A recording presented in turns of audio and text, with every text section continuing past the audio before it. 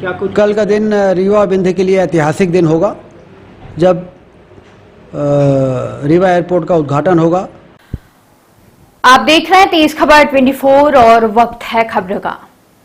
आवागमन के साधनों में हवाई सेवा का महत्व तेजी से बढ़ रहा है। रीवा में अब तक चुरहटा में हवाई पट्टी थी, जिसमें हेलीकॉप्टर तथा छोटे विमान ही उतर सकते थे। इसके विस्तार और रीवा एयरपोर्ट निर्माण की प्रक्रिया पूरी हो गई है, जिसके बाद प्रधानमंत्री नरेंद्र मोदी 20 अक्टूबर यानी 24 घंटे बाद बनारस से वर्चुअली रीवा एयरपोर्ट का लोकार्पण करेंगे। रीवा में लोकार्पण समारोह की तैयारियां तेजी से की जा रही हैं। रीवा एयरपोर्ट के निर्माण से रीवा ही नहीं, पूरे विंध्य के विकास को नया आयाम मिलेगा। हवाई सेवा की सुविधा से विंध्य में औद्योगिक विकास, सांस्कृतिक गतिविधियों, पर्यटन, कृषि आधारित उद्योगों की स्थापना तथा शिक्षा एवं स्वास्थ्य के क्षेत्र में तेजी से विकास होगा। प्रदेश के उप मुख्यमंत्री राजेंद्र शुक्ला के अथक प्रयासों से रीवा के चुरहटा हवाई पट्टी का विस्तार करके रीवा एयरपोर्ट का निर्माण किया गया है। हम आपको बता दें, रीवा एयरपोर्ट का शिलान्यास 15 फरवरी 2023 को किया गया था। इसके निर्माण के लिए 500 करोड़ रुपए स्वीकृत किए गए थे।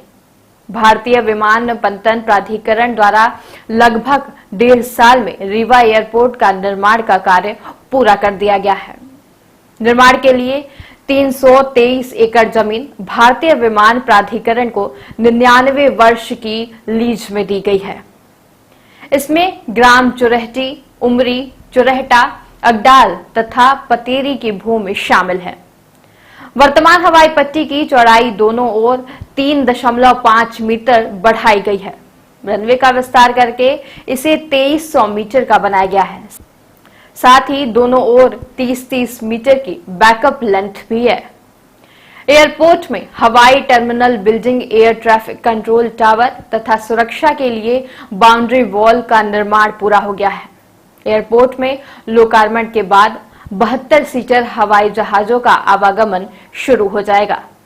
हवाई सेवा शुरू हो जाने से रीवा ही नहीं, पूरे विंध्य के उद्योग, पर्यटन, शिक्षा, उपचार सुविधा तथा अन्य क्षेत्रों में विकास के नए अवसर मिलेंगे। हम आपको बता दें कि विंध्य के विभिन्न जिलों के निवासी नौकरी, चिकित्सा, व्यापार, शिक्षा, पर्यटन तथा व्यावसायिक कार्यों से देश के बड़े शहरों की यात्रा करते हैं। विंध्य के कई हजार विद्यार्थी भोपाल, इंदौर, पुणे, हैदराबाद, बेंगलोर जैसे बड़े शहरों में अध्ययन कर रहे हैं। इस क्षेत्र के कई व्यक्ति विभिन्न व्यावसायिक संस्थानों और कंपनियों में ऊंचे पदों पर कार्य कर रहे हैं। वर्तमान में नौसेना अध्यक्ष एडमिरल दिनेश त्रिपाठी तथा थल सेना अध्यक्ष जनरल उपेंद्र द्विवेदी विंध्य के ही निवासी हैं।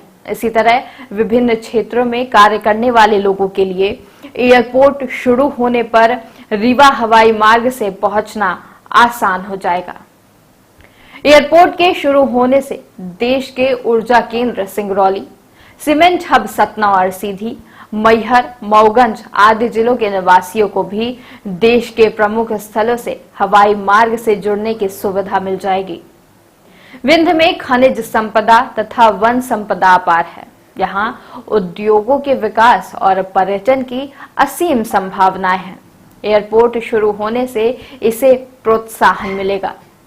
बाणसागर बांध का निर्माण और पूरे क्षेत्र में नहरों के माध्यम से सिंचाई की सुविधा उपलब्ध हो जाने से विंध्य क्षेत्र में खाद्यान्न, फल, सब्जी तथा फूलों के उत्पादन में कई गुना वृद्धि हुई है। कृषि क्षेत्र में तेजी से हो रहे विकास से खाद्य प्रसंस्करण उद्योगों की स्थापना प्रबल हो गई है। एयरपोर्ट शुरू हो जाने से औद्योगिक क्षेत्र में निवेश को बढ़ावा मिलेगा। रीवा के आसपास white tiger safari, Bandhavgarh national park, Sanjay tiger reserve Sidhi, वन अभ्यारण्य डुबरी, शारदा माता मंदिर मैहर, चित्रकूट जैसे पर्यटन के केंद्र स्थित हैं। हवाई सेवा की सुविधा से इनमें पर्यटकों का आवागमन बढ़ेगा। रीवा एयरपोर्ट निश्चित ही पूरे विंध्य के विकास में मील का पत्थर साबित होगा।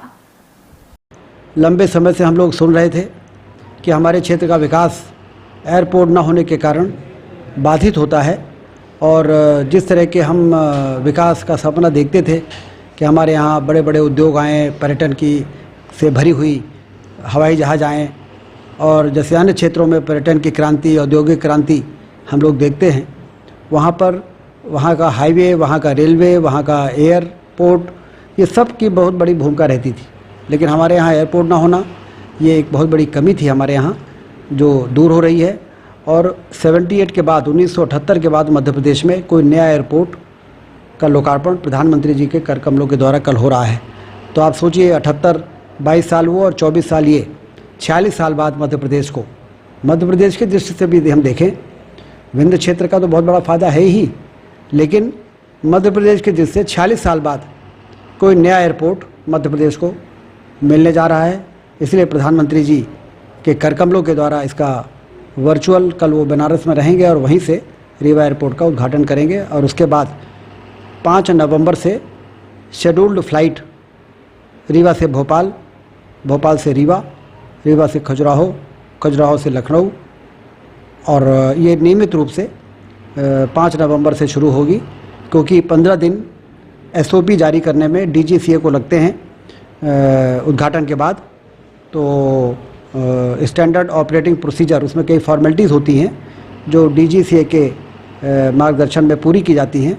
तो 5 नवंबर से शेड्यूल फ्लाइट शुरू होगी। मुख्यमंत्री जी की भी पहुंचने की उम्मीद है। रीवा का जो कार्यक्रम होगा उसमें हमारे प्रदेश के माननीय मुख्यमंत्री डॉक्टर मोहन यादव जी और पूर्व उड्डयन मंत्री और भारत सरकार में मंत्री, जब इसका भूमि पूजन हुआ था तो इस विभाग के मंत्री थे आदरणीय ज्योतिरादित्य सिंधिया जी, और दूसरे डिप्टी CM जगदीश देवड़ा जी, और इस जिले के प्रभारी मंत्री प्रहलाद पटेल जी, सांसद जी, विधायकगण, सारे लोग इस गरिमामयी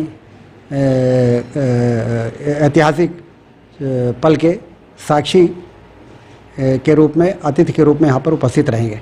कितने सीट का विमान है? अभी 19 सीट का विमान जो उड़ान में टेंडर होता है उसमें 19 सीट के विमान का टेंडर हुआ था 2000 मतलब इसके पूर्व, जब उसके बाद ही निर्माण कार्य शुरू हो पाया था।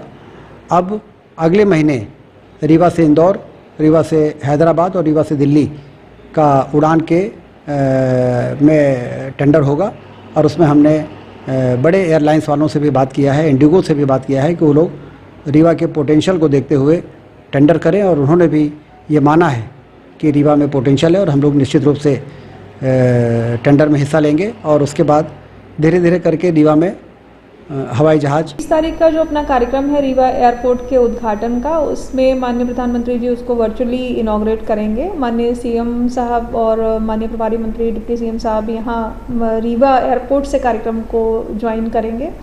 इस कार्यक्रम की रूपरेखा इस प्रकार से रहेगी कि इसमें चूँकि रीवा में आने वाले 2-3 दिनों में रीजनल इंडस्ट्रियल कॉन्क्लेव भी प्लान की गई है, तो रीवा के उद्यमियों से और रीवा संभाग के अन्य जिलों के उद्यमियों से माननीय CM साहब 1 घंटा पहले चर्चा भी करेंगे, ताकि जो RIC होनी है उसमें उसको लेकर के प्रिपेयर्डनेस हो या अन्य कोई विषय हो जो उद्यमियों की, वो संज्ञान में आ जाए।